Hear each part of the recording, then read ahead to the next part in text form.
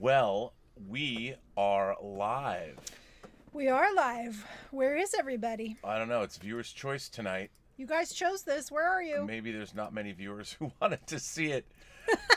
What are you going to do? It is 3 hours long after all. No, it's not as long as Good, the Bad, and the Ugly. It's almost 3 hours long. Well, here we are, Ace. It's your show. It's your show. And you had never seen this movie.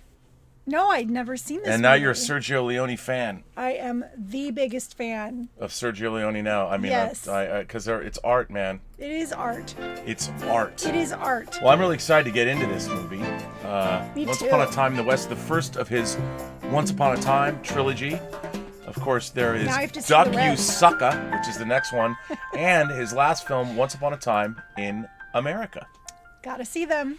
Well, greetings, imagination connoisseurs. Once again, it is I, your Duke of Dope Discourse, your master of fun and wonder, your viceroy of verisimilitude, and your sommelier of cinema, Robert Meyer Burnett. But it ain't my show. You ain't here for me. You're here for this lovely creature. Who are you? I'm Elizabeth Gwendolyn Bell, the ace, the arbiter of cinematic excellence, and the Enchantress of entertainment. And here we are. This is Viewer's Choice Night of Western Weeks. Viewer's choice. It's our fourth Western and our second directed by the master Sergio Leone. The maestro Sergio Leone. I'm sold. I'm a total fan now. Well, now we're going to have to watch Fistful of Dollars and for a few dollars more. I'm going to have to watch all of his movies. You'll have to watch all of his movies. His movies are great. Well, we can watch Once Upon a Time in America now. Awesome. Which is a gangster movie. Ooh. It's funny because his movies always get cut in America. Well, yeah, Good, the Bad, and the they're Ugly was long. cut. This movie was cut. You know the whole beginning scene when we go into the store? Yeah. And she goes into the store for the first time, and the man with harmonica goes into the store. Yes. And it's the first time you meet Cheyenne. That whole sequence. They cut it cut all out. from the American version. The entire thing. Cut. So you don't meet Cheyenne until later in the film. Oh, interesting. They do a lot of that. They do a lot of because Leone he's making poetry via imagery. Yeah. Okay. Let's talk about we'll it talk when we about get that. into the film. First of all, we need to pour up your Underwood. Tonight we have an Underwood Cameron. Pinot Noir. Oh yes, I get so into it I forget to switch the camera so you can see our beautiful faces. Hey, so this is the Pinot Noir, an Underwood Pinot Noir. Got this at, let's face it, Vaughn's. Got it at Vaughn's. They have quite the wine selection. Ooh, somebody was pre-gaming, it looks like. I did a little bit. I didn't pre-game. Zoe opened a bottle and I had a little bit. Zoe, your 20-year-old daughter? But she's half French, so... Or quarter French, so... when can you drink in France? Forever? Yeah, I don't know if there's an age. Do they serve wine to 18. babies? At home you can drink. Well, they let kids have a sip when they're young. When you want to put the baby to sleep, do you just dump No. wine down its gullet No. till it starts snoozing? Oh. You sure? Yes. All right, well, Yes, I'm sure. here's to Mr. Leone and another masterpiece, Once Upon a Time in the West. More, I think, a little bit more lyrical, a little bit more Yes, poetic. I agree. A little bit more melancholy, I think. And one of the things I love about this movie is Henry Fonda's in it, Yeah. playing a really bad guy. I loved him as a bad guy. Kid-killing bad guy. Yeah, really bad.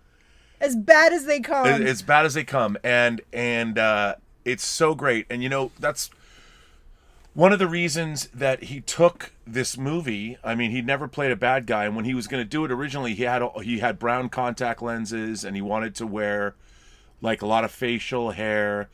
And Sergio Leone was like, no. Why? Does that represent bad to him? Well, yeah, he wanted Having to brown eyes. but he didn't understand, so it was Leone who said, no, I want to see your blue eyes, and I want to see your whole face. They are intensely blue. Yeah, and it's like I want to counterpoint that with the cold of your heart, the Yes. black coal of your heart, coal in your heart, and the cold of your heart.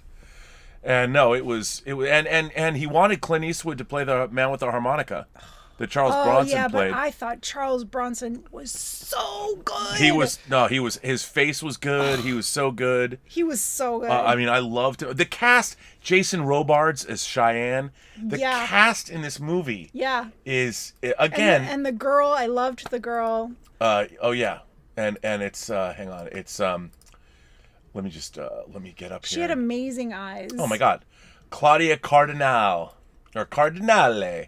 as Jill was McBain. she She plays Jill Italian? McBain. I believe she is. I mean, again, there's the women, the European women in the movies of the 50s and 60s. Like, it doesn't get any better. Like, we have beautiful film stars, but maybe it's just because they look not American. But I think it's the false eyelashes. no, it's not just that. It's the looks. It's the Because they had false eyelashes No, it wasn't in the just- Old West. It wasn't just that. Hey, well, she wasn't just. I mean, she was the best hooker in New Orleans. Yeah, but you don't learn that until Oh, in New Orleans, you learned that early. She knew how to get men. you don't learn that about her until later. All right, we're spoiling that. Yeah, you spoiled it. Well, sorry about that. So, I mean, this movie begins with a very long and protracted scene at a train station. Very long. And again, the faces that Leone populates these movies Yes. with. The ticket taker. We don't know it yet. With that we don't know yet who is here. What's going on? We have no Right. idea who's coming to do what. But these men, and one of them is. Yeah, you really don't know what's happening at this point. Because Yeah. 3 guys show up at the train station. 3 guys show up at the train. Yes. And you can tell these are some bad dudes. And one of them is Woody Strode. The black guy is Woody Strode. Oh, yeah. And you're just like, oh my God, it's Woody Strode, like one of the gunmen. Yeah. But it's so great because talk about verisimilitude. There's no music. It's all just the sounds of the creaking of the metal of the weather vane. Yes, and it's like this constant really loud. And again, let me take it back to Kill Bill. Like in the House of Blue Leaves sequence, and the water's coming out at the end, you just hear the bamboo going. Yes. I mean, Tarantino owes much of his career to Sergio Leone. Well, he was inspired by this, and that's a beautiful thing. It is completely, and it's just, you look at this stuff, and Once Upon a Time was heavily edited, and Once Upon a Time in America was heavily edited as well, because it is not. Americans are not the long, languid takes. We were trained not to appreciate that. It was, Someone decided, Americans are not going to like that. And so we've never been exposed to that. But if we had been exposed to that from the beginning, we wouldn't be so low attention, action, action, action. I think we'd be in a very different place right now. Well, some of my favorite movie-wise. filmmakers, I mean, not just Leone, but if you really want to talk about long, languid takes, Andrei Tarkovsky is my man. I mean, it's very difficult to get through his movies as an American. But if you can, it's very rewarding. But it really bums me out because, again, Ennio Morricone wrote the music, and he wrote the music before the film was made. Oh, my God. Leone would play the music on set. See? That's so important to do. I would do that. Well, you can't, it's hard to do And that his because music is so amazing. It's just, I'm in love with both of them. No, I mean, they're quite the team. I mean, I think Spielberg and John Williams, and then there is Sergio Leone, and there is Ennio Morricone. Reverse that. They should be first. Well, they were first. They started making movies before Spielberg and John Williams did together. Right. I just love that there's this otherworld feel. Like, it's like the dialogue, there's not much of it, but like you were saying, it's like a poem, and it definitely is. Just the use of the words. And it's very few words that are used, but just the way the words are put together, it just is like poetry. Well, it's pure cinema too. It's all visual storytelling, and the way the wide angle photography is, and the way the landscapes and you see off into the distance when you see people working on the trains. All the way, like a mile down the road, they've got extras. I mean, this lot of extras. This is like epic filmmaking. When you walk into a room, it's just dripping with authenticity, and it doesn't look like it's lit. There's not like it's naturally lit. American westerns are very much made in the studio. They feel more studio. But these movies feel like, well, I mean, there are sets like when we're inside the train and things like that, but a lot of the time you're outside, so you're going in and out, and it's natural light with augmented with things. I mean, it's not like he was hanging huge HMIs outside and blasting light in. Yeah. Yeah. And the interiors were different than what I had ever seen. I mean, they were wide open rooms, but with a lot of posts holding everything up. And I just found that fascinating. It's not like any other Western I've seen. No. Usually you see like these cabins that they live in that Yeah. are like one room. But these were large spaces with interesting, a lot of wood, carved wood, just some interesting, more European feeling, which is probably more like what it was because the people came from all over Europe. Right. Well, that's true. I mean, and this movie, again, this movie was shot in Spain, in Italy, in Mexico, and in Monument Valley. John Ford's territory in Monument Valley. Like when she's driving out, when she's being taken to Sweetwater, it's all So through. that's actual. Yeah, it's John Ford land. Yeah. You know, you're in the same place that we were in My Darling Clementine in 1946. Right. I thought those were paintings. No. That was actual. No, that was all real. Okay. You know, Monument Valley. That's so cool. Yeah, and of course John Ford like popularized Monument Valley, but it's you. I mean, the whole opening scene, in terms of everything like existentialism, the way that these movies are very quiet until they're not, until Yes. the roar of the guns. And you the know, music is very strategically used. It's not overwhelming like our last film. no, like well, the thing about Silverado is again, it's the American way. Yeah. And the music, because it's offbeat, there's instruments that aren't just twang, twang, twang, Right. you know, ride, There's ride, you know, there's not. No, there's a woman's voice, a beautiful, haunting melody that she hums. And then there's also some whistling and some banjo and some harmonica. Just this really interesting blend of sounds. And again, it's ballsy work. It's not. It's you really have to be a visionary in order to understand how to employ this stuff without it coming off cheesy or weird or. Yeah, and then how do you come up with music before you've even made the film? Well, a great composer, you read the script, you know, and the themes Yeah. are in there, and So just like the director pictures the scenes, the composer Morricone imagines the sound. That goes because with the it. story's the story. And interestingly enough, of course, the great film, well, if you like, Bernardo Bertolucci, Yeah. who made Last Tango in Paris and The Last Emperor and The Sheltering Sky and The Conformist, another great Italian filmmaker, and Dario Argento, which we haven't done an Argento movie. The man who made the three Animals trilogy, the Three Mothers trilogy, Tenebrae, Opera, you know, Suspiria, which is the first of the Three Mothers trilogy. Bertolucci and Argento wrote the story for this, and it's just this movie? For this movie, and the talent on display in this film, and then, you know, the actors, it's Claudia Cardinale, Henry Fonda, Jason Robards, Charles Bronson, Gabriel Frazzetti, who plays Morton, the owner of the train. Oh, yeah. He's from On Her Majesty's Secret Service. He's Diana Rigg's father. Okay. She needs a man to dominate her. I mean, and he's awesome as the crippled, you know, suffering from tuberculosis or whatever the hell he's got. Yeah. I mean, and then He's you in got a brace and Keenan Wynn, and it's crazy. yeah. Woody Strode, Amazing. Lionel Stander, Jack Elam's back. I mean, it's a great movie. So anyway, after the opening sequence, Well, the interesting thing about the opening, we kept veering off of discussing that. I loved how he focused in on strange things and the eyes a lot and a fly. I don't even know how they got this fly to do this, but the fly was like on that guy's face and he kept trying to blow it off and that must have been such a struggle not to just like go like that. I know, and it kept coming back. And it kept coming back. I was like, how did they There do that? There is a moment though there's one shot where there's a very fake fly they're pulling up on a, but it's okay. It's the one where he captures the fly in his gun. Into the gun. Yeah, it's the But one. before that, when it's on his No, face, no. that's a real fly. I mean, I'm wondering, did they put sugar water on his face? Like, what is that? The fly just kept coming back. I know, that was so crazy.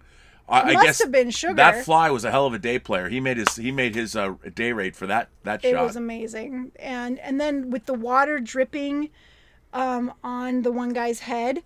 And then Woody Strode's head. Yeah, and then he put his hat on and he just let it drip. I was like, why isn't he moving out of the way? But no, he had a reason.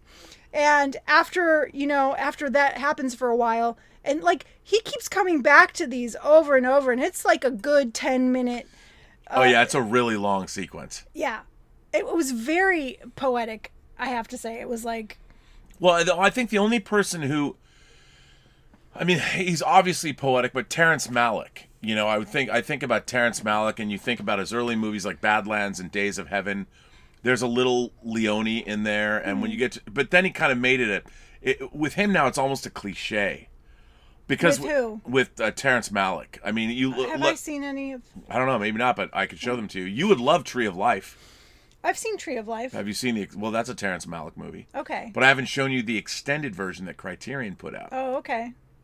But that where he spends a lot. But the thing is, Leone is still telling the story. He is. Like Terrence Malick stops his story. Let's take like in the New World. I love the New World, but let's look at nature. Yeah, no, this is all part of the story. It's like intensifying your questioning of like what is happening right now. Who are these people and why are they just hanging out at this train stop? Well, and what's great is when the train stops and leaves, nobody gets off the train.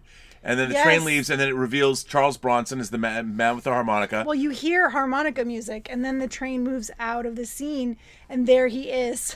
Well, and what's great about it is there's 3 gunmen and him.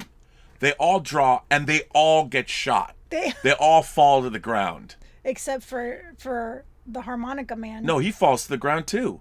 But he gets up because he's not... Oh, right. Yeah, so he gets shot too.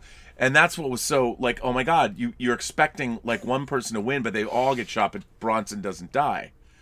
You know, and then it cuts to this homestead in Sweetwater. And we meet a man. He's with his son, and they're shooting fowl. They're shooting fowl. That's pheasants or whatever. And, you know, it's a father and son moment. He's teaching his son how to hunt, and the son is chasing the fowl out of the bushes so his father can shoot them. And then finally he's like, you know, let's go. It's time to go in. And the kid wants to keep, you know, hunting. I thought it was a really great, it felt very real. Like, this is a moment this father's having with this son, teaching him how to hunt. And then you go, and then they go up the hill, across the road, and there's his house. Yeah. And it's Sweetwater. Mm-hmm. And he's got a daughter and 2 sons. Yeah, his daughter is out there. And they're preparing a feast for a party. A feast for a party. And then you find out, and this is Mr. McBain, and Irishman, Mr. McBain. Mm-hmm. And they're all redheads. They're all redheads, and he tells his older son, "Okay, you're going to go pick up your mother." Yeah. You know, and what's really, again, no music, but you hear like the desert noise, and then the desert noise would just stop. Oh, it was brilliant because it would just stop. It was like the crickets or whatever it was, frogs making that sound, and then it would just stop. And then they would look around, but it's the middle of the day. They'd be like, "What is going on?" But it was a sign that something was coming. It was definitely a sign. Yeah. And that kept happening 2 or 3 times. And it was great. And then finally, from out of the blue, these gunmen, again, new gunmen, we don't know, come out and they gun down. The little boy's gone inside. Mm-hmm. The older boy's leaving on a cart to go get his mother, his stepmom. These guys come out and kill everybody. Yes. And they shoot the girl, and they shoot the father, and then they shoot the kid. And then Henry Fonda's revealed. His character is revealed, and he comes out. Right. And then the little boy comes out of the house. Yes. And Henry Fonda's just standing there, and you're looking at Henry Fonda like, Henry Fonda just led a posse of dudes that just killed a daughter, killed an entire family. A family. And then Henry Fonda sees the kid. 3 kids. Frank. It's Frank. Yeah, Frank. And then one of the guys goes, "What are we going to do with him, Frank?" And then Frank says, "Well, now he knows my name." Yeah. And he Now pulls out his gun. He pulls out his gun, and you see it, and you wait, and he fires the gun, and then they cut away. I mean, it's crazy. You're Mercifully. like, he's going to kill that little kid. And before he shoots him, there's a close-up of the kid's face, and you just see a tear. But the kid does not move an inch. I mean, that was intense. It was intense. You're like, what an evil fuck. And then we cut to the town. We cut to the town, and let me get the right name here. It's Flagstone. Yeah. I want to say Flagstaff. It's not. It's Flagstone, a fictitious western town, and we see that the train comes in, and again, it's a big sprawling western town. It is. And we see we know. When the son that was killed asks his dad, how am I going to know who I'm picking up? She'll be the most pretty, beautiful woman there, and she'll be wearing a straw hat. She'll be wearing a black dress with the straw hat that she met him in. Yeah, and that's, of course, Claudia Cardinale as Jill. And we meet her. The train comes in, and again, all these extras. It looks like you're in a real... was this really shot in the Old West? Did they go back? And it looks all it's authentic. Dusty and she's got this great entrance when she steps off the train with that hat on. And she's completely out of place because she's by far the most beautiful woman in the state. Yeah. She's beautiful, and she looks so elegant, and you think, oh, wow, he did well. And, of course... we know, there really is a woman. At first when the father was saying, oh, go pick this woman up, you're like, what? And because, my mother's dead. And so you're, thinking, wait, did she just, leave them and is coming back? Well, it's all kind of a mystery. But then you realize, he got remarried to her, that the mother really was dead, and that she was going to be their stepmother. She was going to be the stepmother, but we find that out later. Yeah. But then, of course, and poor Jill... she has all her luggage, and she's waiting, and then everybody finally just leaves. Yeah. There's nobody there but her. And she's looking around, and there's nobody there to pick her up. And then she goes into a store, I don't know what you'd call it, the restaurant / Well, that's after she gets a ride. So she gets a ride from a guy who's going to take her to Sweetwater. Is it called Sweetwater? No. She does that afterwards, because that's when they go to... Oh, right, yes. She finds the guy. Yeah, and then he makes a stop. And he's like, I wanted to go straight. Why are we stopping? And that's when he goes into that strange store that has a bar. And it's, again... That's the scene that was entirely... This scene was entirely cut from the American version of the movie. It's such a strange scene. And the space is very interesting, too. Like I said, a big, wide open space, but with pillars holding everything up. And the lighting was pretty amazing in there. But it was like a Ridley Scott movie all of a sudden. It was a strange place with very strange people. And there were people eating. There were horses being watered. There was laundry being everything done. Was happening in there. Everything was going on. It was like a truck stop. Yeah, it was Lionel An old Stander. West truck stop. He was the barman. Lionel Stander, the actor, played the barman. The barman who also a wacky character with a funny face. Because you could even take a bath there. Because she even asked, you could take a bath there. Yeah, but only 3 people have used it. Only 3 people have used the water. Got the bath, it was really like a truck stop. I mean, I'm so glad I didn't live back in the day. I think all she ever wanted to do was take baths. Yeah, I think 19, because you could never do it. And it was so dusty. Everything was so dusty. I don't think I would have liked to have lived before 1920. Yeah. I like soap and running water and flush toilets and all that. I don't think I would have done well if I didn't have indoor plumbing. When I was younger, I always thought, I was born in the wrong era. I should have been born. But now I think about it, no. But then it's great. So she's in there. Charles Bronson, the man with the harmonica, is in there, and he's there, and you realize he's been shot. We didn't know that he had been shot, right. Really. And then, of course, you hear this pitched gunfight outside. Yeah. There's but you don't see it, and everyone in the place is looking outside, going, "What's going on? Who is coming in?" And of course, and then boom, in comes Jason Robards as Cheyenne. And you forget Jason Robards was once a young man. Well, younger. He's still middle-aged in this movie. But that's the great thing. What I love about these movies, and I miss in movies today, people are way too good looking in movies today. Yeah. Everybody looks like they came from central casting. They were cast. Yeah, it's unrealistic. You feel removed from the story. Mm-hmm. Yeah, older films, like, it was just regular looking people, and even some. I mean, they were handsome. They were really handsome people, but they still look like real handsome. They're like, these are real people, as opposed to movie star, central casting. Everybody looks like Troy Donahue or whatever. Like models. Yeah, everyone looks like models now, which to me is boring. I agree. Like the thing about this movie is I just am looking at people's faces the whole time. Mm-hmm. Sometimes in this movie, the gunmen with their facial hair, they blend into one another after a while. They do. I mean, Cheyenne, but so Cheyenne comes in and you see he's shackled, like he's just busted out, like he's either been taken away out of prison or moved out, or something happened. Mm-hmm.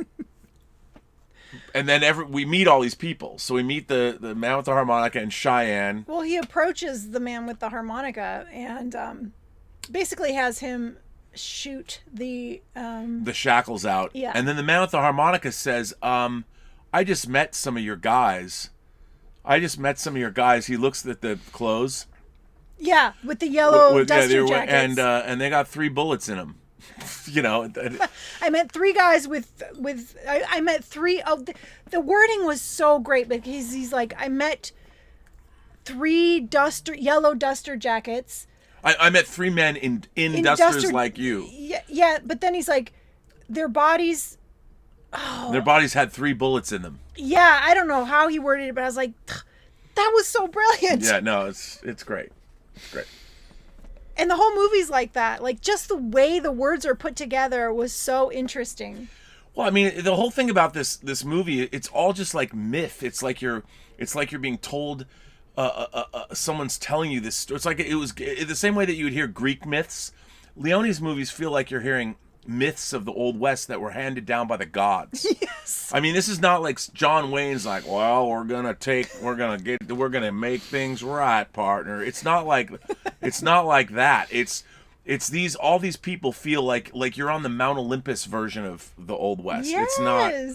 It's very, and everything. It's like every move of the camera, you have to take it all in. It's all part of the whole.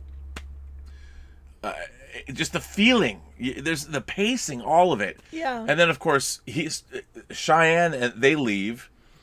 And 3 dusters, 3 men, 3 bullets. Yeah, 3 dusters. Thank you, Bunyan. That's exactly. I loved it. I thought it was brilliant. Oh, it's great. No, it's just fantastic. And then of course they leave. You've met them, and then Jill McBain gets a ride, and he takes her to Sweetwater, and they go past. You see that the train tracks are being laid. Yeah. And they go past the train tracks, and we know when Jill gets to Sweetwater that everybody there is dead, and when she gets there, there's a huge crowd of people. Mm-hmm. And everyone who has been killed, and you don't really know. It could be the next day, like, because the time in this movie, you don't know. You don't how know. many days pass in this movie, Elizabeth? You really don't know. No idea how many days pass in this movie. And it doesn't matter. It could just be one day. It could just be one really long day. Maybe I mean, 2. It's not, because we know that people spend the night places. But you never see night. No, and Jill knows. She sees her husband laid out and the 3 kids, and she knows they're all laid out on tables, the tables they were supposed to feast on, and all their guests that came for the party are there when she arrives, and she's shocked. No, she's shocked. I mean, here's how she arrived. You don't know where she's come from, but she's arrived, and it's again, you're setting this mythic stage, and for all of that, and then of course, at night, the night falls, everyone leaves. They bury the dead family, the McBain family, and again. Maybe it's the next day, even though it seems like it's the same. Like, she comes out there. Well, they bury the family, and then the guy who brought her there is leaving. He's like, "Okay, come on, let's go." And she's like, "No, I'm staying. I'm staying. This is my home now." Yeah, and then of course, night falls, and he's like, "You're gonna stay here alone?" He's like thinking she's crazy. And night falls, and there's a gun on the wall, and she hears the harmonica. The man with the harmonica is outside playing the harmonica, and she actually takes a shot. She takes a shot, and it's interesting. And I didn't pick up on this. Yeah, but she does. She takes a shot, and I'm wondering. And then the morning rolls around, and Cheyenne, who she knows, shows up with his boys. Yes. Shows up with his boys, and he talks about, I want coffee, and you wonder, like, is he going to hurt her? Well, yeah, she even says, like, just lay me over the table and have your way, and tell your men to come in and have their way, and it's not going to kill me. No one's ever died from that. And then he, like, has complete respect for her, and he doesn't, No, he asks about making coffee, and he's not really mean to her. And they have this great conversation. Because she lets him know, like, I know what you're up to, and... Yeah, I know what's up. And it's like, I'm looking for the money. She's like, I look for the money. I haven't found shit. Well, she's like, if you can find it, you can have it. Yeah, you can have it. And she's like, I don't know what's up. She's a total badass in that scene. She's just complete. And then you realize that she's way ahead of where we thought as the audience. All expectations are subverted. Like, she's way beyond. Yeah. And it's the greatest exchange. Jason Robards says, you remind me of my mother. Yeah, you remind me of my mother. She was a big whore. She was the best whore. She was the biggest whore in Alameda. The biggest whore in Alameda. And you're like, wait, where the he just nuclear compared her to a whore. Right. Because at this point, you're like, wow, she's such a badass. She told him his place, like, But he knows. Don't mess with me. But then he compares her to a whore. And at this point, you don't know. You don't know, but he knows exactly what she is. Yeah, he does. He knows exactly. And you think, like, she's the most elegant, woman, and you feel bad for her that she's stuck in this dusty, dirty place with a dead husband and dead kids. And then he's like, and she was my mother, and she was the biggest... my father, if he knew her for a night or a month, was like the greatest month of his life. I mean, she's the greatest woman. She was the greatest whore. She was the greatest whore. Yeah, and then he walks out, and it's so great. And then of course she starts packing her shit. Like, I'm gonna get the hell out of here. Well, she's digging around. That was earlier. She was looking for the money. And she starts packing up. And she does find these little model buildings. She does. And one of them has a sign that says the station. Right. And she even swings the station sign. She swings the station sign, and then she starts packing up, and she's like out in the barn, where the stuff is. And then she hears the man with the harmonica playing, who's apparently slept in the barn. And he comes down, and what's interesting, now I don't know, he has like a cut on his forehead. And I'm thinking that when she fired that night, it grazed him. I think so. Thank you. So, and then they have a conversation, and it's funny because, like, he tears off her dress, and you don't know if he's gonna... I'm like, because you don't know what he's up to. You have no idea. Throughout the entire movie until the end, you do not know what he's up to. And so you're, like, thinking, is he gonna rape her? What's he doing? And he does. He, like, tears off some of her dress, and you're like, oh no. But it's not like that. It's not. No, it's not like that. So, and they meet, and I think, do they leave together? They go out. What do they do? What happens? Yeah, what happens? Well, and then we cut. Maybe they meet, but then they go outside because he's like, I want a drink of water. Oh, they go outside. He asks her to get him a drink of water from the well. So they both go to the well, and he's like, as soon as you hear weird sounds, duck. And she's like, what kind of weird sounds? And then you hear bullets, and he's like, those. Right. And so someone's came to kill her. Yeah, and he shoots two guys, and then I think who is it? It's not. We don't know who it is. No, we don't know who they are yet. Right. We don't know whose men they are. It's not Cheyenne's men. No. So then it cuts to. Then we learn. I mean, we're jumping around, sort of, but we are jumping around. No, not really, but because there's not a lot of what we find out. We meet Morton, Gabriel Frazzetti, and he's a train magnate. Yeah. He is a very rich industrialist that travels around. He's kind of like John Hurt in Contact. John Hurt in Contact has his planes. He lands when he needs to. Gabrielle Frazzetti is... John Hurt's dying of cancer in Contact. Gabrielle Frazzetti is like dying of tuberculosis in this. And he's, instead of having a plane, he's got his beautifully appointed train. Right. And we find out that this is where the plot unfolds. Mm-hmm. And the plot is that Frank works for Morton, the train magnate. The train guy. Like Vanderbilt or whatever. You know, he's like this industrial... Even though he's dying and he's rich, but he's crippled even though he's rich. He's got the whole world in his hands with no help, and it's terrible. So Frank has been working for him for a long time, and what they have done, his dream is to connect both coasts of the United States. I've seen the Atlantic coast. I dream of seeing the Pacific coast. Yeah. I'm going to push out there, and we find out ultimately that the water at Sweetwater, the water at the McBain place, is the last water for like 50 miles. Yes. And what, I mean, we don't have to sit there and recount the whole plot, but no. We should, though. Well, nobody cared about that land. And he did. McBain was able to get it for really super cheap, but he knew that the train would be coming. Well, he scouted that land. He found the water. He was looking because he knew that there needed to be another train. So he was looking for that water. He knew, but it took years and years before the train actually got to, and that's how, okay, I don't want to ruin the rest well, of no, it. I mean, we consider this, but the story becomes, I mean, now basically you have, so you have Morton and Frank, and this whole thing to get rid of McBain. Right, so so that's why Frank killed the family. Unfortunately, he didn't know that the new wife was going to show up. Mm-mm. But he wanted to get rid of them because they wanted that land. They wanted that land. It's extremely valuable because, it's the last water on the way, and the train's going to go right through there. And they need to own the land to do something with it. Yeah. It's a perfect place for a town. Perfect place for a town. And now Jill owns it. She does, but she does not know what she has. She doesn't know what she has. And then basically, I mean, to make a long story short, the man with the harmonica, we still don't know what he wants. No, we don't. And Cheyenne obviously has a problem with Frank. You know, there's some beef or something's going on there. Well, Cheyenne was blamed.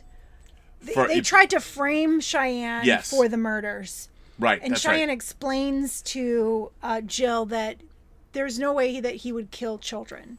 Right, and there's no way I'm going to allow my reputation. I was not. This is not right. Yeah, he's like, I've done really bad things, but I would never kill children. Right. So I mean, you got to be really an evil fuck to kill kids. You have to say that again. An evil fuck. Yeah, say it one more time. Evil fuck. Right on. Nobody messes with children. No, you kill. And so, yes, so Cheyenne is like, I'm going to clear my name. Yeah. You know, and so Cheyenne has now a beef with Frank, and the man with the harmonica, we don't know what's going on there. Again, it's like three characters that the story converges. Yeah, it's Cheyenne, Frank, right? and like the man the with the good, the harmonica. bad, and the ugly. It's like three men. Their stories intertwine, and it converges at one point. Yes, and so what's really interesting is then it is revealed that McBain, who you think didn't have any money, or that, you know, he says to his daughter in the beginning of the movie, one day, honey, you know, we're gonna have everything in the world that you want. He tells this cute little. You can buy pretty dresses. You can buy whatever. Yeah. And we find out that Mr. McBain, not only did he buy this land, he's already planned for a whole town. He's plotted out the whole town. You know, he's done all this research, and he knows what. And that's what those little building models are going to be. Those are the models of the buildings he's going to make. So Sweetwater is going to become a town that he's in control of. And there's a great moment where I think, is it Cheyenne and Cheyenne? Is it Cheyenne and the man with the harmonica who are talking? And Cheyenne goes, "It's going to be thousands and thousands, or thousands of thousands." And Cheyenne and the man with the harmonica says, "You mean millions?" And it's great because Cheyenne has never even like heard the word Millie. He doesn't even know what that means. That's why I absolutely love the dialogue in this movie. But so now they know. They know. They figure out that Morton, the train magnate, has been employing Frank to do all of his dirty work for years. Yeah. And all of this goes back to them. Yeah. And both men really respect Claudia Cardinale, Jill. Yeah, because she's a badass. And of course, Frank knows exactly what's up. That's why they went to kill him in the first place. Now he has to get rid of her. Right. You know, but instead of killing her, he kind of takes, you know, he absconds with her back to his lair, and then we get a really fucking creepy, weird love scene, and I was like, wait, what is happening right now? And it's pretty hardcore. And then of course it's revealed, Frank knows, you know. Yeah. Frank knows. You were the best. You really were the best whore. He goes. We have a telegraph. Did. Like he did all of his due diligence because he's basically the fixer. He's Morton's fixer, and he found out her entire history. She was the greatest whore in New Orleans. All of your customers miss you. As he's taking off her clothes, and I mean, admittedly, she is a hot piece of ass. I mean, she really is.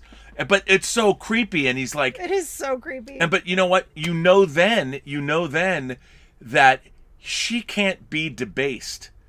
These men, whether it was rape, which is about violence and domination, you can't do that to her. No. She will play you. She's like, you can't hurt me. And then you realize what she said earlier.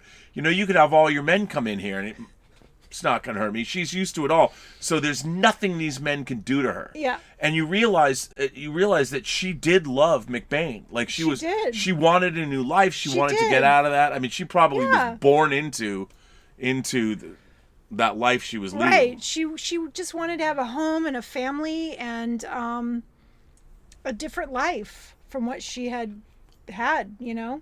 But it was hard. That Frank scene with her, that's like... I was like, wait, what is happening right now? And again, the revelations are coming. And even though this movie came out in 68, it actually was released in 68, in late 67 in like Italy, but it came out in 68, but 69 here, but it was released in late 68. So this is what he made after Good, the Bad, and the Ugly. But it's really, I mean, it's really uncomfortable. But it's also revealed... I love her character. I think she was a very strong woman. I love that she wins at the end.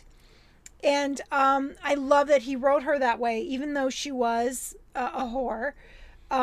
She is a badass, and she wins out in the end. And I love that he wrote her that way. I love that, you know, she wasn't just some stupid, beautiful ditz. She was strong. And she was smart. Yeah, and look, after Frank is going to force her to sell her land for pennies on the dollar. But then, of course, Cheyenne and the man with the harmonica team up. The man with the land's going to be sold for like $500 at auction. Yeah, because they're trying to get everyone not to bid on it so that they can get it for nothing. Frank's men are intimidating everybody at the auction. So it only goes for $500, and right when he's gonna like hit the gavel, the man with the harmonica says, "I offer $5,000," and everyone's like, "Oh!" And it's great. Where's the money? He goes, "I'm bringing it in." It's coming right now. It's coming right now, and it's Cheyenne. And so Cheyenne and the man with the harmonica have teamed up, and his bounty or whatever is $5,000. His bounty is $5,000. So he's like, "Here you go." Yep. And so they've now bought the land. They've bought Jill's land. They've bought Sweetwater. They own it. And they do right by her. They give her $5,000 instead of $500. And then it's so great, you know, because Henry Fonda, Frank the Fixer, like, look, I'm going to give you your $5,000 plus $1 because you need to make a profit. Right. And he's like, no, I'm gonna. How much does this drink cost? It's $1. Well, here you go. And that, I mean, it sets up the whole. I mean, there's a lot more to it, but now you've got Cheyenne and his gang have to go after Morton and his gang because, which is Frank's gang, everybody, because Cheyenne has to clear his name. So you got these two gangs that one of them, Cheyenne's going to waste these guys. Right. And what's amazing is all of this stuff goes down, but a lot of it goes down off camera. Like this epic battle between Cheyenne's men and then of course Morton tries to buy off Frank's men. He and does, they try and and kill they try him. to kill him. But the man with the harmonica, he helps him avoid getting killed. because the man with the harmonica is saving Frank for himself. And he's such an interesting character. He's so mysterious throughout the film. And you're just like, what is he up to? And he's dressed in very bright, like It looks like he's white wearing and an orange shirt. He's like the Don Johnson from Miami Vice of the Old West. He's got like his pastel peach shirt and his like with a his white shirt over his it. cream colored jacket. And Crockett would have been wearing like a cream linen jacket, but and then he's got the great sunburned face. Yes, you know they're how the all sun really tan and like leathery. Yeah, he looks like he's the Don Johnson of the Old West. Yes. What Crockett was to Miami in 1985, that's what the man with the harmonica absolutely. is. So, and then of course all the shit goes down. All bets are off, and all things. The shit comes down, and a lot of things are revealed at the end. All of a sudden. And it winds up where Jill has her land back. She does. The train has arrived at the homestead. They're building the town. tracks, So she's going to be a very wealthy woman. She's going to be rich. Everybody's dead. Morton's dead. The rich man's dead. Everybody's dead. Cheyenne is missing. We don't know where Cheyenne is. Yeah. And Frank apparently, and then we cut to all seems to be right with the world. The man with the harmonica is overseeing the train tracks being built right past. Right, and he's playing his harmonica. And then Cheyenne shows up, and she's like, "Well, when is he going to stop doing that?" Meaning the harmonica guy. Well, and Cheyenne shows up, but he's like really melancholy and off. And he's like, "Is the coffee made?" And she says, "It's ready." And he's like, "This is really good coffee." Yeah, he has a very interesting exchange with her. Yes. And again, the dialogue was like so great. And while he's talking to her, Frank shows up. Gets off his horse, and Frank is like, and the whole time throughout the movie, we missed saying that the man with the harmonica always talks to Frank and says, "I'm this guy," all the people that Frank has killed. Right. Like he keeps using the names of all, so he knows everybody. Yeah, and he knows. He's like, that guy's dead. That guy's dead. And Frank knows everybody. The man with the harmonica guy knows everybody that Frank's killed. Yes. And so at the end, they're having this confrontation where the man with the harmonica is just sitting there.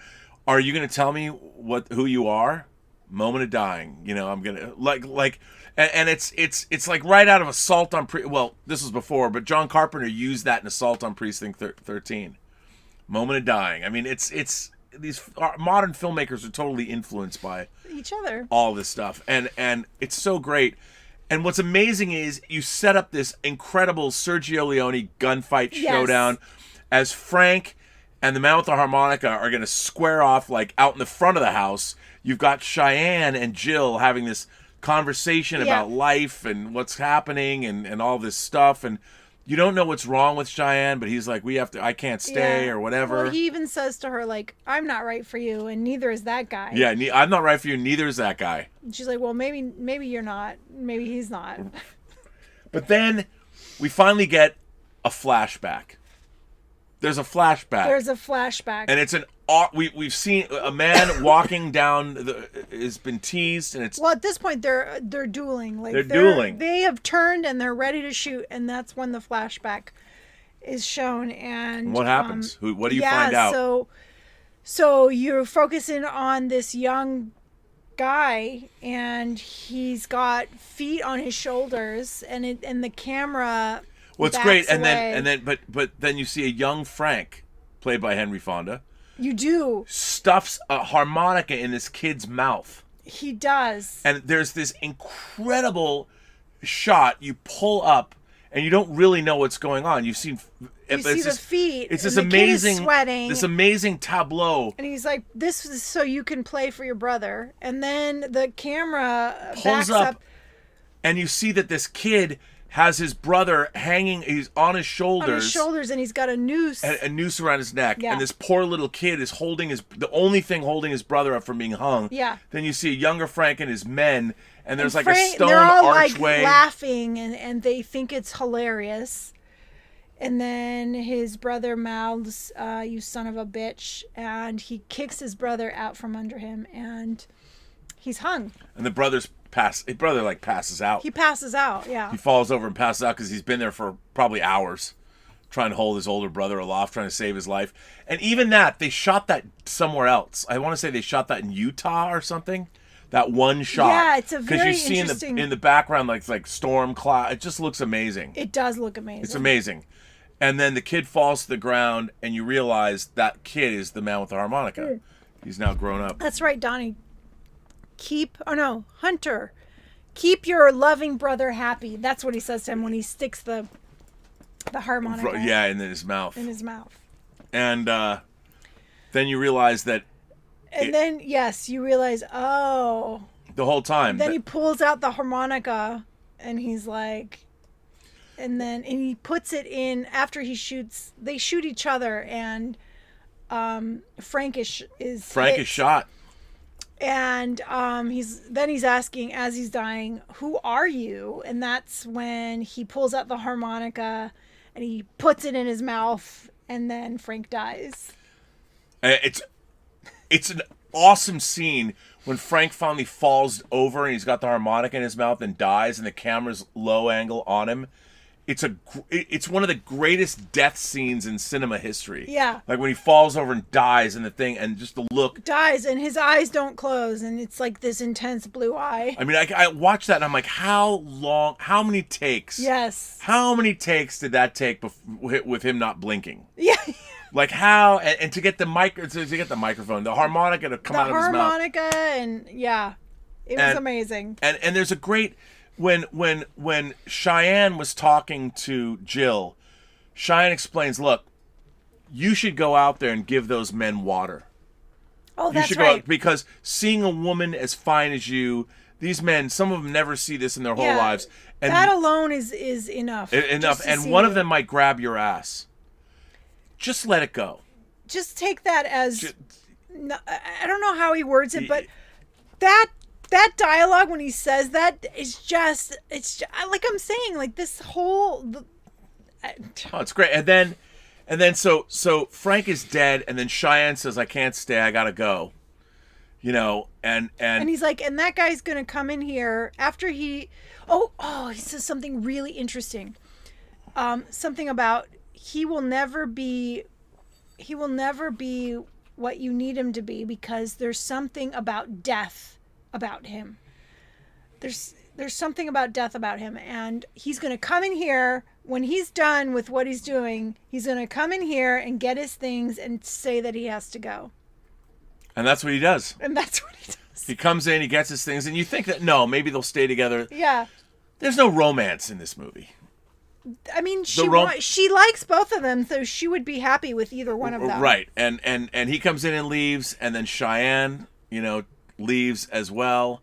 And you see them following Cheyenne's like following the man with the harmonica down into the gully, and the old riverbed. And then all of a sudden his hat falls off and he jumps off of his horse. And then you see the man with the harmonica turns around, and he's like, well, they have an exchange, and Cheyenne says, I've been shot. Yeah. And he goes, I wish like when you get shot, somebody knows where to shoot you. Yes. Because he's been dying for a really long time. Like wherever the gut shot, because he was in that battle with Morton's men and he escaped or whatever. Yeah. And then, of he's course, like, go away. I don't want you to see me die. No. And he dies. He turns around and lets him die. But then he takes his body, puts it on the horse, and he rides off. Yeah. And then we see Jill come out and bringing water to the men. She does. And that's the end. Ugh, what a wonderful movie. So what'd you think? Oh, I love this movie. I love it. We're low on Vina. Yeah, it's a beautiful piece of art, I think. No, it really is. I mean, this film is it's really interesting because to me movies they're just mythic. They're so they're not like people are always like, yeah, watch Outlaw Josie Wales or High Plains Drifter. I like those movies. But remember, our viewers picked this for us. Our viewers did pick this for us. So thank you. They did pick this for us, and I really love this film, and they'll never make another. They will never make movies like this ever again. You can't. People's attention spans are just not there. Yeah, and it's just what an incredible film. God, we've been talking about this movie for an hour. Really? We have letters. So I'm going to read some letters here. Okay. Robert Connolly writes in. Robert Connolly says, I was very excited to hear that you would be watching Sergio Leone's masterpiece, Once Upon a Time in the West. This isn't just one of my favorite Westerns. It's one of my favorite movies, period. Right from the start, Leone demonstrates a level of supreme confidence as a filmmaker with that nearly wordless opening. You have to be an incredibly talented director to make the sight of three bored men who you don't even know yet. I might add, waiting for a train for several minutes. So absorbing. But you have to be a supremely confident one to actually put that in your movie. When Charles Bronson finally arrives, we get a showdown that puts most final showdowns to shame. No one has ever been cooler than Charles Bronson shaking his head and saying, "You brought too many." Blasting the three goons Frank had sent. That is how you open a movie. The opening also indicates the kind of film we're in for. It's 2 hours and 45 minutes, and it certainly is never in a rush. But it's never boring. From the pacing to the cinematography to Ennio Morricone's glorious score, this is that rare movie that truly earns the right to be described as epic. Along with Bronson and his badassery, we get outstanding performances from Claudia Cardinal, Jason Robards, and best of all, Henry Fonda. Leone's choice to cast Fonda as one of the meanest, most cold-blooded evil bastards in the history of cinema was a masterstroke. Yes. His introduction is one of my favorite scenes in any film. The scene is great even if you don't know Fonda's career and on-screen persona prior to it. But when you've seen enough of his earlier work, I must have watched Mr. Rogers. I must have watched Mr. Roberts about 20 times as a kid. It hits you so much harder. The best way to describe it to someone who doesn't know would be to say, imagine that was Tom Hanks, which is kind of like that in Road to Perdition, but he wasn't as bad as Frank. Frank is an incredible character and one of my favorite villains of all time, along the likes of Die Hard's Hans Gruber and RoboCop's Clarence Boddicker. I agree. The reveal at the film's climax that Bronson had been biding his time for decades to get revenge on the man who had murdered his brother gives this movie a wonderful payoff. The way Leone lets that flashback and showdown breathe once again requires that combination of immense talent and supreme confidence to pull off. Yes. It's been a lot of fun watching you talk Westerns recently. As you can imagine, I thoroughly enjoyed your Good, the Bad, and the Ugly episode, but I love Silverado too, and I enjoyed your discussion about that very much as well. Looking forward to upcoming Unforgiven episode, as that's another of my favorite films of all time. Me too. Thanks for reading my letter, and have a butter knife. Well, Robert, thank you. We will have a butter knife. Unfortunately, I don't know if BL Alley will ever have another butter knife, but what can you do? Thanks for writing in. I appreciate that. Great letter. This next letter comes from Tom Jr. Jackson. Howdy once again, Ace and Rob. Here we are once again, Rob casting... Oh, wait, wrong show. Whining at you about Westerns. Tonight's topic, Silverado. That's right, the 1985 film from Lawrence Kasdan that has a brilliant cast. Brian Dennehy, Scott Glenn, Kevin Costner, Kevin Kline, John Cleese, Roseanne Arquette, and Danny Glover. This Western is one of my favorites. It's a team-up of Kevin Kline and John Cleese probably a year or so before doing A Fish Called Wanda, another favorite film of mine. Yes. Now, to me, this film is a mix of a little bit of everything. It's a break-out-of-jail film, it's a romantic film, it's a film about family, a film about overcoming racism and standing on one's own feet. From beginning to end, this movie is so enjoyable that if you see it on TV, you have to finish it until the end. One of the major vibes from this movie I got was a Magnificent Seven vibe, because the film almost felt that way, and it's a good thing, because it's such an homage to the classic Western. What do you think that there could... So do you think there could have been a sequel? I think they were planning on it, because at the end they say, we'll be back. Maybe, but with sequels you have to be careful, because it's about carefully trying to recreate the atmosphere from the first film, and the characters need to be able to go someplace new and yet still feel relevant and fresh. Would I have liked to see it? Yeah, but I think the film is fine just the way it is. I love the playfulness that Kevin Costner brings to his character, and you cannot help but root for him and see where his character goes. And Kevin Kline is so good in this film as well. This picture has a pretty perfect cast, and once again, a great film for whining, and the wonderful Western for whining about Westerns. Until the next I mosey up to the saloon, Tom Jr. Jackson. Well, thanks, Tom. I appreciate that. Great letter. Great letter. We have another letter. This one comes from Rogue Thinker. Rogue Thinker writes in and says, "Greetings, Rob and Elysabeth. It's in my first letter to Whining About Movies. I felt I might offer my humble thoughts on a movie choice. I wondered why you didn't select Tombstone at all. Great actors and wonderful performances, but I understand you want to cover a lot of ground, and there are other great westerns that fulfill similar roles. I would like to mention a western I happened upon some years ago on late night TV. It may be too late, but maybe you might like to watch it another time. That film is Red Sun. It is a 1971 western starring Charles Bronson and Toshiro Mifune. You know what? I've heard of this movie. I've never seen it, but I would love to see it. I've rewatched it lately, and it may be trash, but through the lens of nostalgia, I remember it as being great." Well, that's probably why we didn't know. "Thanks for all the great discussions on movies I love and movies I've never heard of. All the best to you and to all the members of the Post-Geek Singularity." Rogue Thinker. What a great letter. Thank you, Rogue. I would watch any movie with Charles Bronson and Toshiro Mifune. I have 2 Toshiro Mifune figures right on this shelf, right here. Yojimbo being one of them. So thank you for that. That was great. So thank you for writing in. Let's see what you guys... By the way, if anyone wants to write us a letter, you can write us a letter at our website at theburnettwork.net. So... And if you write us a letter, it's not like we get a deluge of letters for whining about movies. So we'll probably end up... Well, no, I mean, what do you want? That's okay. Write letters. Write letters. So let's see what people have to say now.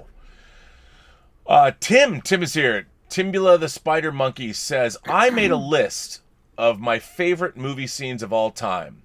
The scene where Fonda realizes who harmonica is and remembers what he did to his brother is my number 3. Wow. I love this movie so much.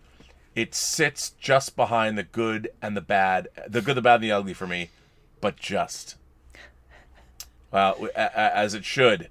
Yep. As it should. I'm a fan. Sheriff Carl writes in and says, "One of Morricone's finest scores, iconic and gorgeous music. Yes. I have vivid memories of listening to this in an Amsterdam youth hostel while on a very cosmic trip. Wow. Sublime. Cheers to Morricone, the maestro master." Yes. It's true. He is the maestro I'm in master. love. Oh, so good. So good. Hang on, I have to see something and make sure that... yeah, because some people aren't... It's very weird. You're not seeing them on your... No, I am. So I got that. I just want to make sure I don't miss anybody.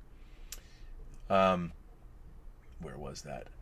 So, let's see. Throg is dead. I've killed him. Says, "Anakin killed kids. Younglings, in fact. So did Kylo Ben. Ew. Some bitches, if ever was, in a galaxy far, far away." Yeah, but you know what? It wasn't earned.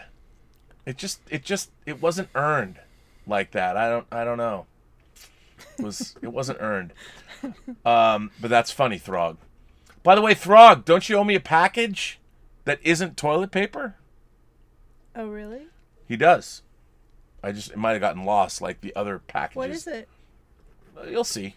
Can you make the Oh, I apologize. Well, no, I need this.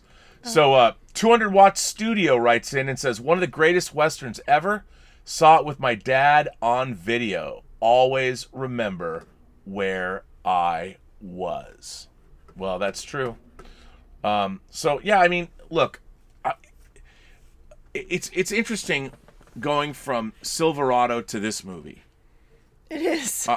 We went from Good, the Bad, and the Ugly to Silverado to this movie, and upcoming we've got Unforgiven, Yes. On Friday, and then we're watching True Grit. Both versions. Both versions of True Grit on Sunday. So we'll be double fisting. We will be. We'll be that one. Well, it's the same story, just told at different times. Yeah, I mean, yes, the same story, but still, you have the iconic line, "Fill your hand, you son of a bitch." You got both of those, and two different great young ingenue performances in both movies. So it's going to be really fun to discuss them. You know? Yeah, I love that we're going to watch both of them, and we'll be able to compare them side by side. Yeah, and it's interesting because both kind of like John Wayne and Jeff Bridges. I mean, Jeff Bridges, they kind of were heartthrob actors that have grown up, and people still are watching them, and it's it's good. It's good. Yeah. Well, I mean, I guess that brings us to the end of this show. A short show, but I mean, I love this movie so much. Let me ask you this. Let me ask you this now. Clearly, we've been watching epic westerns. Do you still think that the western genre has a place today? Do you think that younger people can watch movies like this and find value in them? Well, I mean, I think they would have issues with the pacing, but I feel like the stories themselves are stories that permeate all stories. You know, they're stories of revenge and stories of, you know, survival and good against evil. You know, you're rooting for the good guy. But I mean, the style, I feel that, like, look, if you're a kid that's played Red Dead Redemption, which is a great video game, you know, the original and then the new version, and you've played Red Dead, I remember reading. Do you want to change the camera angle? Oh, well, no, hang on. Just one of our moderators sent us a tip. Justin says, "Hi guys, watched this on Amazon Prime last night. Amazing film. Everything you talked about is why I fell in love with this movie. One of the best westerns ever. By the way, Dieter Bastian in chat today said you need to reschedule a package delivery from him ASAP. Yes, I know that. I need to do that. I tried to, but they need my exact. I got to find out what the exact address that Dieter uses. What does that mean? Reschedule? One of the packages is coming to me, and they tried to deliver it. United States Postal Service needed to get a signature. Never needed a signature before. So is it at the main post office? It's at the main post office. Well, we could just go pick it up. I think that's probably for the best. I've done that. It's easy. Which we will do, Justin. But thank you for that. Yes, thank you. But I remember reading a review of the new version, the latest Red Dead Redemption, and one of the things was it takes a really long time sometimes to ride a horse from one place to another. You know, and you're going through this amazing. First of all, it's a computer-generated landscape. The first Red Dead Redemption's amazing. The detail in it's amazing, but I can't imagine. Was that the Western one? Yeah. Yes. Yeah. Okay. I've seen. My brother has that. Yeah. So I'm like, why? I find it very difficult to imagine, and it bums me out because there's a lot of movies, a lot of European films, like whether it's Tarkovsky. Well, we kind of have done this to ourselves. People in America just don't have the attention span because we're so used to things happening so quickly and things moving so quickly. Right, but in the 60s, when cinema in the 50s and 60s, like we've talked about before, you had Italian neorealism, you had the French New Wave. There was, and Hollywood was but it was so. Like, if you lived in cities, everybody was going to see these foreign films, and they were a big deal, and you were following these directors, and it was a part of culture. The same way you'd go to a symphony, you would go see an epic foreign film in the theater. Americans? Yeah. Well, if you lived in urban environments like New York, maybe just New York. Maybe I'm romanticizing it because I wasn't born yet. But, you know, these are the important works of... Look, in the 60s, people were listening to Miles Davis, Kinda Blue. I mean... Teenagers were buying jazz records, and they were as important as rock and roll. Well, yeah. I mean, even now, people buy different kinds of music. No, it's true, but I just feel like this kind of our entertainment is so like homogenized. Yes, it is. All it has of it. become one kind of thing. I mean, it's like, well, I think every song has to have auto tune. Yeah. You know, I mean, where you hear what is the band that sounds like Led Zeppelin? Greta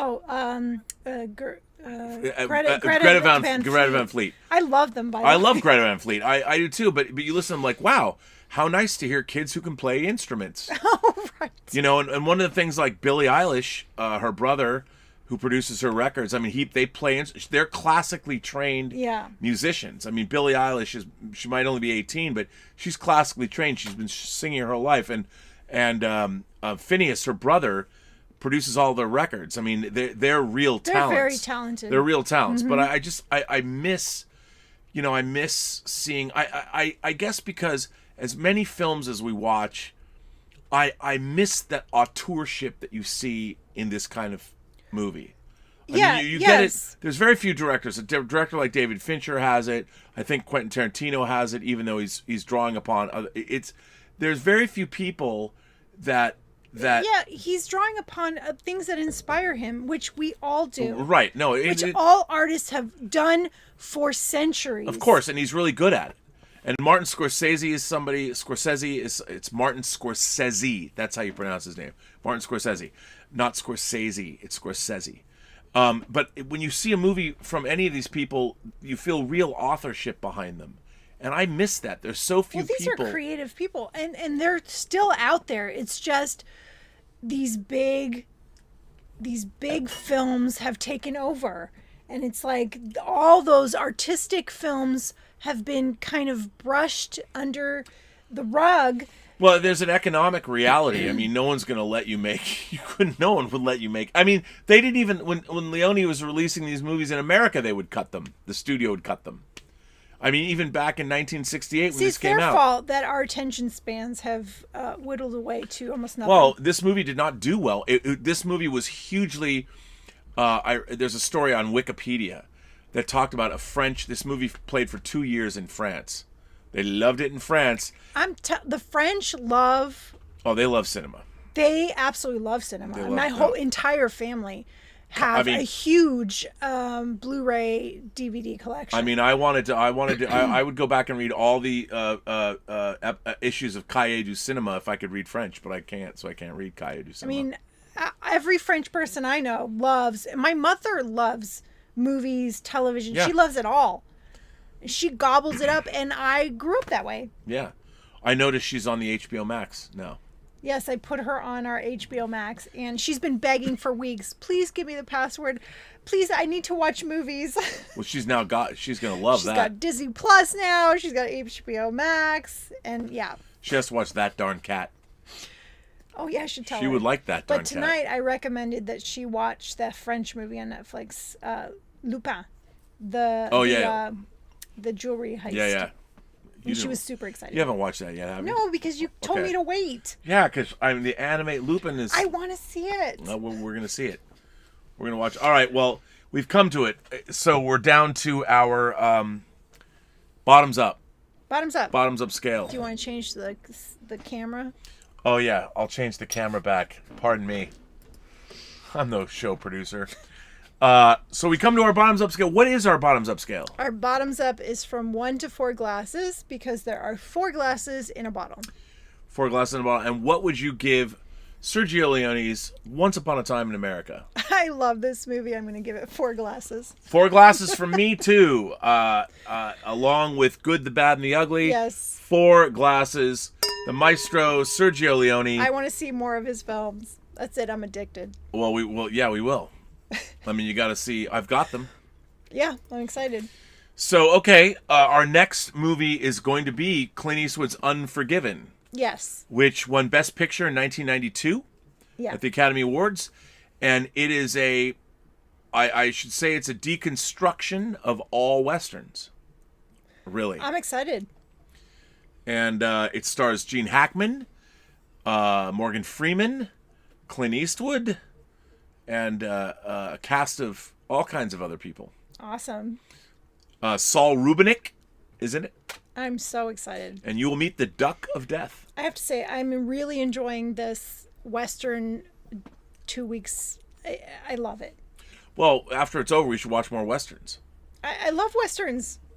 I love them. I know we're watching the world's best Westerns. I mean, I have a lot. I mean, I've got things like Red River and Rio Bravo, and I have a lot of Westerns in my collection. Yeah. So, all right. Four glasses. But then on Sunday, we are doing True Grit, both versions. And I wanted to do Unforgiven as the last. I know. But you know what? The remake of True Grit, the Coen Brothers remake of True Grit came out way, way, way, way after. And didn't Jeff Bridges win the Academy Award for True Grit? Yeah. Yeah. So we Yeah. got John Wayne and Jeff Bridges and the Coen Brothers. It's a great movie. It really is. It's a great movie. So, yeah. Well, anyway, everyone, I want to thank our moderating staff. I want to thank Mike Bodden. I want to thank The Richard. I want to thank Bunyan Snipe, who is here. I don't know who else is here. I have to look. Robert Priso. Thank you, boys, for being here. Did you mention Joshua? He's here. No, is Joshua here? Is Joshua Levesque here? I don't know. Justin Toner's here. Oh, I thought he was. He even sent us a super chat. So thanks, Justin. Not only do you work for me, you pay me. That is fantastic. You're a good man. So thank you all. For our moderating staff is great. And they're doing all kinds of things at the Post-Geek Singularity Facebook page. There's the WINEning About Movies Facebook page. There is, of course, the Let's Get Physical Media Facebook page and the Fully Articulated Facebook page. And I will be back tomorrow. There will be a watch party for Unforgiven. I think it's tomorrow. Oh, is it tomorrow? A watch party for Unforgiven? And I might pop in. Oh, will you? Maybe. Oh, well, you never know. Maybe.